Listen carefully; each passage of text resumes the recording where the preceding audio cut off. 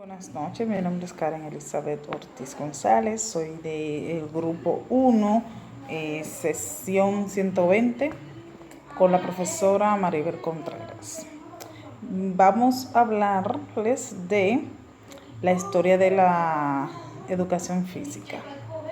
La educación física se concibe como un concepto de medios educativos que tiene como objeto la educación sistemática del movimiento, el desarrollo psicológico del educando, el cuidado de normas de salud, a través de actividades racionalmente aplicadas y conducidas de manera gradual y progresiva, a fin de llevar a fin de cultivar en el sujeto cualidades y morales, habilidades motrices básicas y deportivas, que permiten interactuar sana y democráticamente en la sociedad que se desenvuelve. Puede ser movimientos como saltar, brincar, bailar, entre otras. Gracias. Saludos, el día de hoy le estaré hablando sobre la época primitiva.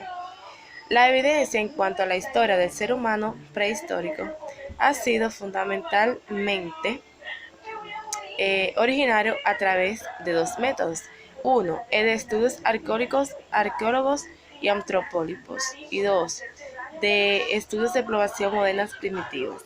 Los estudios arqueólogos de estas investigaciones se desarrollan a través de formas y conclusiones con la vida social en la época primitiva, y los estudios de formación moderna son aquellos que se encuentran a través de la socialización de la época primitiva de áreas de Asia y Bolivia.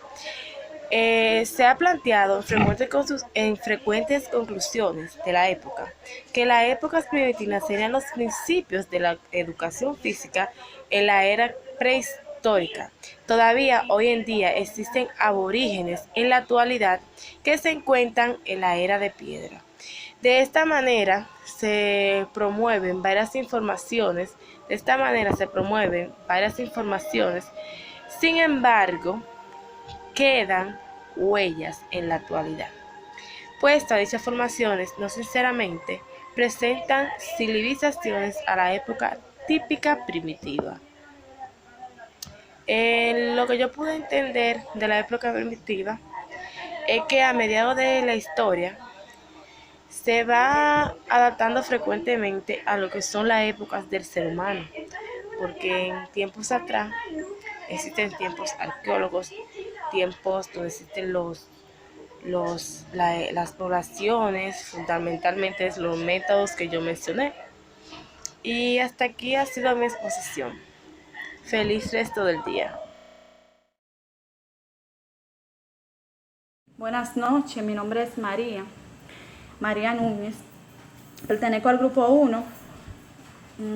Le voy a hablar acerca de naciones antiguas. Existen dos civilizaciones antiguas de la historia con más de 4.000 años. A saber, estas son China e India. China, 2500 años antes de Cristo, no se consideraba ser un pueblo bélico. Bélico significa en guerra o relacionado con la lucha. Se caracterizaba por sus creencias espirituales e intelectuales. Su vida estaba fundamentada en la práctica religiosa. De hecho, era una sociedad bastante aislada, tanto así que ellos construyeron un muro, lo que hoy en día conocemos con el nombre de la Gran Muralla China. Este se construyó con el propósito de evitar la influencia de otras culturas. En China no existía mucho margen para la actividad física. No obstante, la falta de movimiento y de juego que requerían los niños estimuló la práctica de algunas actividades. Entre estas actividades podemos mencionar los juegos de organización sencilla, los juegos de persecución, las luchas informales, entre otras. Según lo que he podido interpretar, para esa época la educación física no formaba parte del currículum escolar y los pocos deportes que se realizaban eran practicados por una gran minoría de la clase alta, de la clase privilegiada, y también de algunos monjes en los monasterios. Ya para el año 2698 a.C., la sociedad china comprendió que la mayoría de las enfermedades eran causadas en gran parte por la falta de ejercicio, de actividad física. Debido a esto, ellos desarrollaron un sistema de gimnasia terapéutica que consistía en ejercicio respiratorio, flexión de las articulaciones y diferentes posiciones corporales que para el buen funcionamiento del sistema orgánico. De este movimiento gimnástico surge lo que hoy conocemos como el llamado Kung Fu, reconocido como el padre de las artes marciales. El Kung Fu combina técnicas de autodefensa y el mantenimiento de la salud. India, 2500 años antes de Cristo. 2500 años antes de Cristo. Tenía una cultura muy parecida a la cultura china. La educación física no se consideraba parte educativa entre sus habitantes. Ellos se oponían rotundamente a toda actividad física, pues lo consideraban frívolo, tentadores, pecaminoso y en contra de sus principios y valores. Ellos decían que para el ser humano disfrutar de una vida entera, pues el ser humano no podía participar en actividades físicas mundanas. El único medio de participación aceptada por el hinduismo era aquel que se realizaba con fines militaristas. Sin embargo, existen evidencias que señalan que a pesar de sus prohibiciones, la clase alta pues practicaba una serie de ejercicios. Entre ellos podemos mencionar los lanzamientos de bolas, carrera de elefantes, actos acrobáticos, lanzamiento de bolas, bailes ceremoniales, entre otros. El mayor aporte de la India a la educación física y a la salud del hombre contemporáneo lo compone su sistema de ejercicio conocido actualmente como yoga. Este consta de 84 posturas diferentes para estimular el relajamiento respiratorio, cardíaco y muscular a través de la concentración mental. Por último, y no menos importante, le voy a hablar de Grecia. Esta sociedad antigua tiene el privilegio de ser la cuna de la civilización occidental. En Grecia surgen los primeros juegos atléticos y deportivos registrados en la historia. Se dice que ningún país en la historia de la humanidad ha considerado tanta importancia a la educación física y al deporte como los griegos. Se piensa que el deporte por excelencia era la caza de jabalí. En definitiva, la educación física y el deporte alcanzaron su época de oro durante la civilización de la antigua Grecia.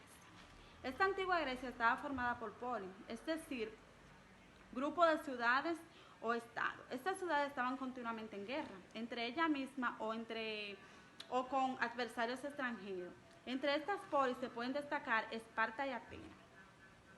Los atenienses creían en el desarrollo simétrico y enfatizaban la belleza, mientras que los espartanos consideraban la educación física como un medio para fortalecer, para ser guerreros fuertes y vigorosos para la guerra. Hasta aquí mi exposición. Gracias. Buenas noches, mi nombre es Félix Manuel García Cedeño. Hoy le vamos a estar hablando de la evolución humana. La evolución humana estuvo su origen con el movimiento en la sociedad primitiva. No obstante, no existía un programa de educación física y deporte, no obstante el desarrollo del Homo sapiens. Ejemplo, el cronómetro es desde la era paleolítica. Dependía grandemente de la acción de su músculo esquelético. La meta educativa principal era la sociedad primitiva, era la supervivencia a nivel individual como grupo. La educación ofrecida a los varones jóvenes centraba en la actividad física, puesto que esto ayudaba al desarrollo de la fortaleza y de ser más ágil,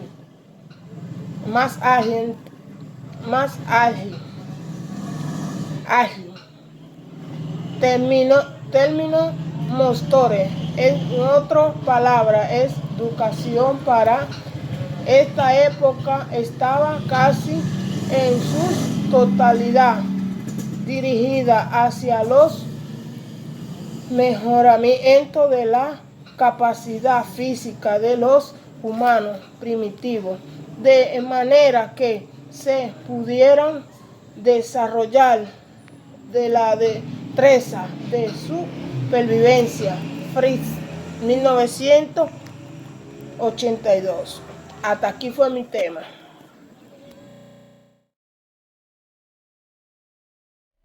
Muy buenas noches. En este momento les habla Elian Antonio Rodríguez, matrícula 100-521-923, para hablarles sobre la época homérica en la educación física. Esto se remonta a la Grecia antigua, exactamente a la época en que se escriben la Ilíada y la Odisea. La época homérica lleva su nombre por el autor de estas dos obras. Estas obras, una de ellas, que es la Ilíada, es la primera muestra de cómo se le reconocía en premios a los atletas griegos.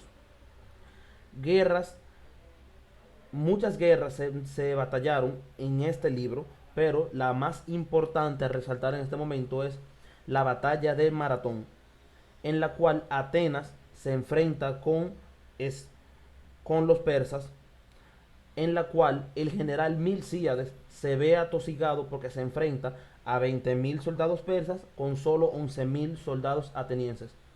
El corredor famoso de esta historia, Filipides, recorre de Maratón a Atenas, que estaba ubicada en una planicie a 4.2 kilómetros en un ranking de 2 días. Esta travesía la hace para informar al rey de Atenas la situación en la que se encuentra y solicitarle a Esparta la ayuda con un equipo de soldados para poder reforzar la pelea. Cuando el corredor llega a donde el rey, resulta que ya habían tirado un comunicado desde el momento de la batalla, donde decía que Atenas ya le había ganado debido al rendimiento de los atenienses, su condición física, su fuerza de lucha, entre otras cosas. Cuando el corredor llega otra vez a la batalla, cae desplomado muerto porque ha hecho el viaje 2 veces en menos de 4 días. O sea, recorrió 8.8 kilómetros en 4 días a toda velocidad. Al caer desplomado, el general Milcíades le notifica al rey, y en el evento de los Juegos Olímpicos se designa un evento especial en honor a ese hombre, llamado Filipides. El evento de maratón, como se conoce actualmente, es un evento donde el participante recorre 4.2 kilómetros en una prueba de rendimiento para demostrar su valor. En los antiguos Juegos Olímpicos los participantes lo hacían desnudos para que se viera su total naturaleza a la hora de la batalla. Las mujeres y los niños eran prohibidos en estos eventos porque eran actitudes indecorosas mostrarle sus partes íntimas o totalmente desnudos al público presente. La imagen de los Juegos Olímpicos era el famoso héroe griego Hércules, símbolo de fuerza, valor ante los ojos de los dioses según los griegos y ante el valor humano según el pueblo ateniense. Los Juegos Olímpicos eran una disciplina que surge para honrar a los dioses, o sea, el hombre que era ganador de ese evento recibía una corona de olivo, simbolizando su valía ante los mismos dioses, dígase Zeus, dígase Afrodita, todos los dioses del alto Olimpo, resaltando su creencia politeísta y así ofreciendo todos sus dones hacia ellos. Esto fue toda mi exposición, fue todo un placer y espero que le haya servido.